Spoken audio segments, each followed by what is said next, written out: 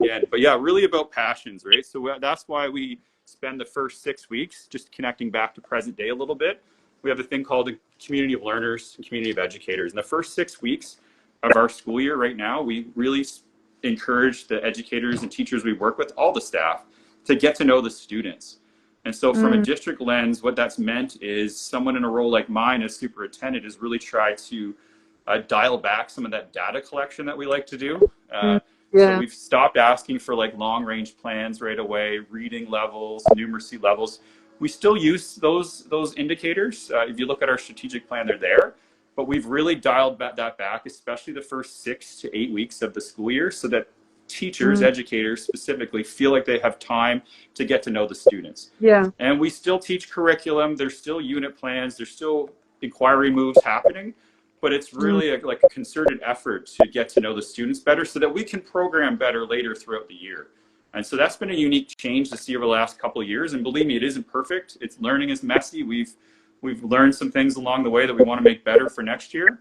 But I love that, just that passion and sharing your own strengths and interests and talents with students and getting to know theirs. And then strength-based programming for us is very inquiry-based and a very important way for us to start the year. So it's taken some time, but yeah, someone like me who reports out to the public has to then indicate to them that this is the priority. We want to get to know your children.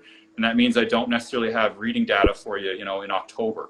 So we have to be a little patient as leaders and see how the system's doing and maybe measure the system a little bit differently. Maybe, tracking this, like how much we know our kids, like how well we know our kids. That's an indicator as well that, maybe for us anyway, 6-7 years ago, we weren't tracking or getting, really doing, other than teachers doing it on their own, but from a systems lens, right? So that just made me think about that, because I had that cohort growing up as an educator, and I got to know them on my own. I wasn't really part of a school system that, not that they didn't care about that, they wanted you to be caring and attend to social emotional needs, but we didn't have that like system-wide approach that we're starting to develop here that I really, really love. And it's really reinvigorated me as an educator and a leader, but more so just as an educator and someone in the field.